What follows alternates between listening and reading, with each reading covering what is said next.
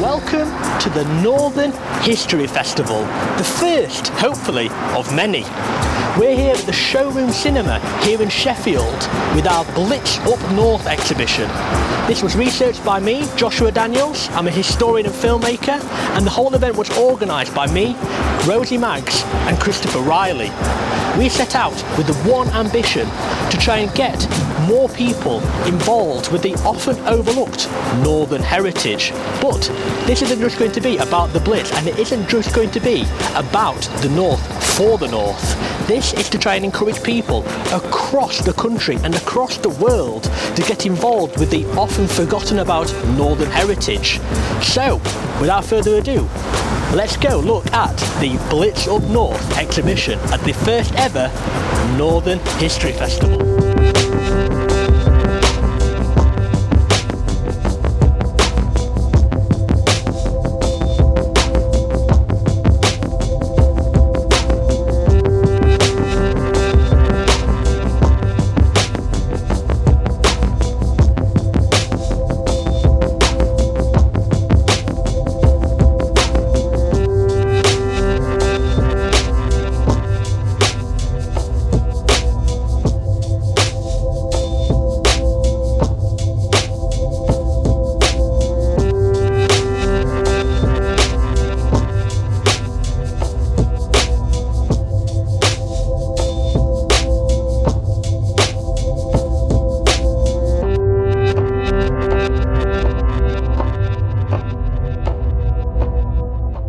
My name's Rosie. I helped organise the festival, and I also did design and marketing, so I designed the exhibition boards that we have out on display, and I also did the Instagram, Facebook, reaching out to newspapers and radio stations to promote the event.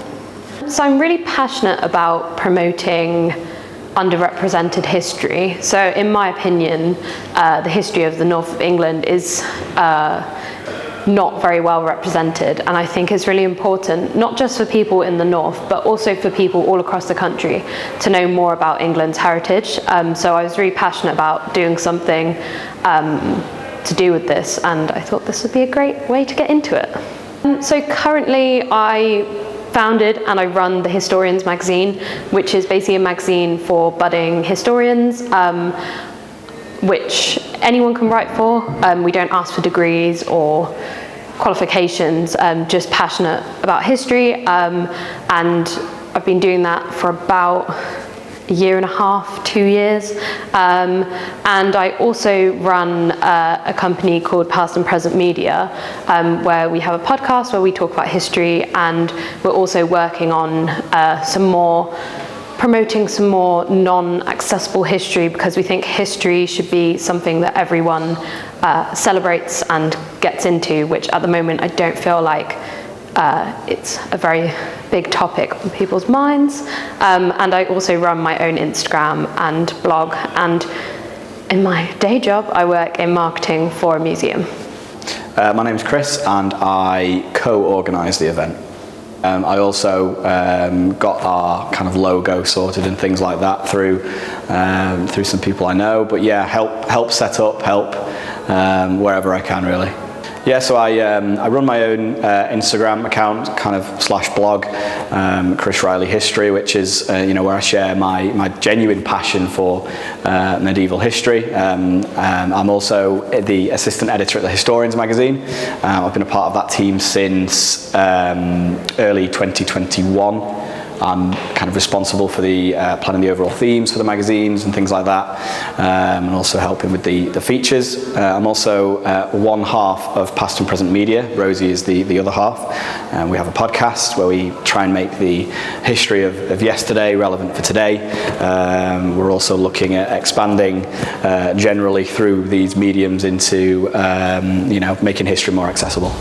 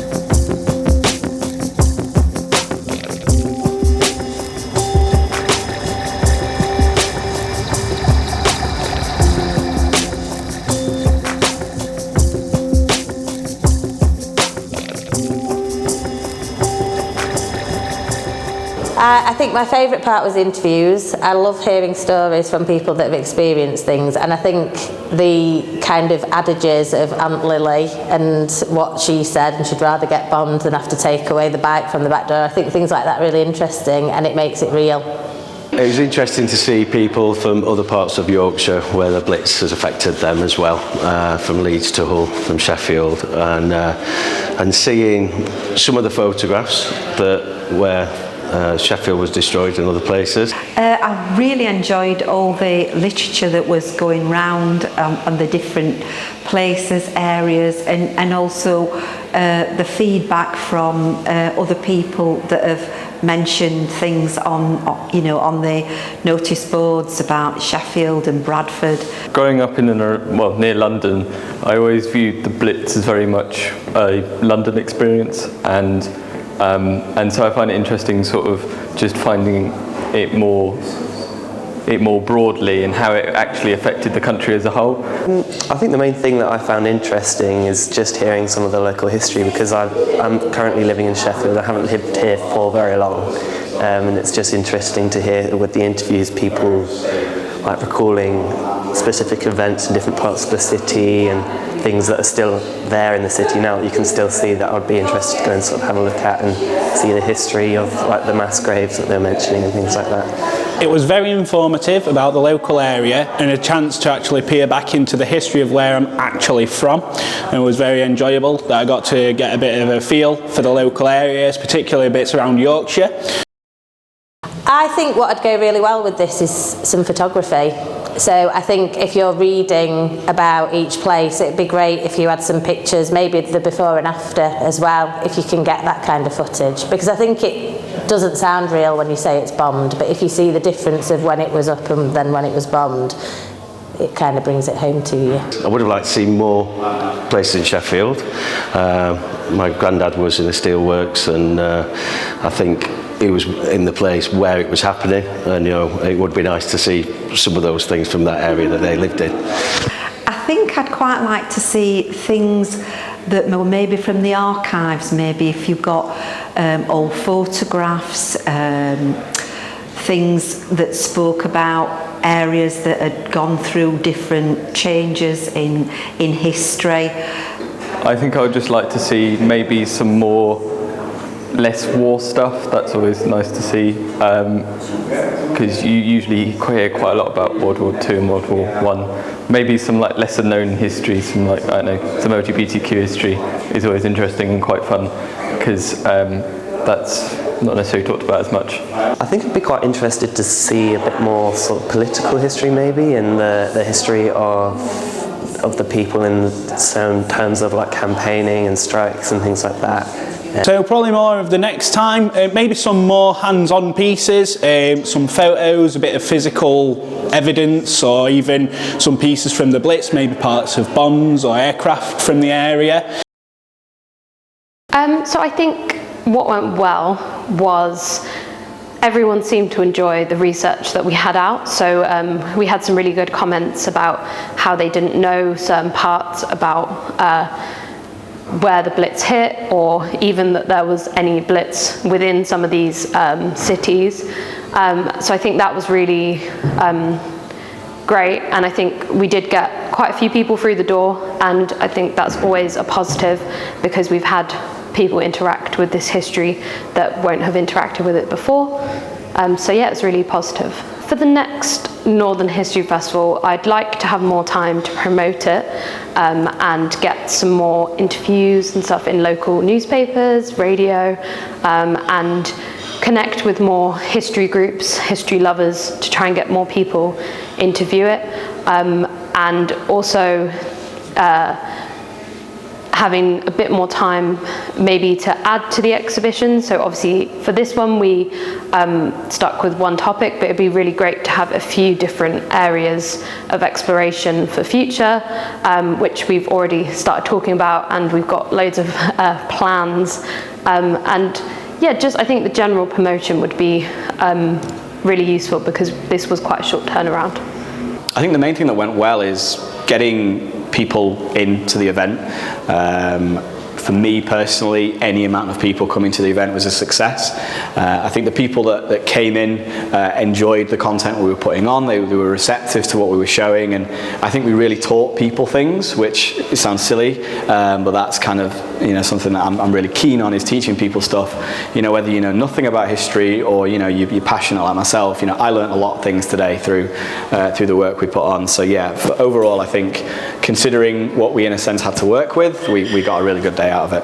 I think what would make a real difference for Northern History Fest and these kind of micro exhibits, we'll call them, going forward, would be a buy-in from local businesses, help us promote Northern history through our Northern History Festival events. My goal, and I think the goal of myself, Rosie and Josh, is to make history overall quite accessible. It's a subject we're all very passionate about, but that's not all the case for everyone. So any amount of publishing and kind of pushing the event we could get from people would be amazing. Ultimately, the more time we have, the better event we can make it, but also the more buy-in we get, the better the event will be.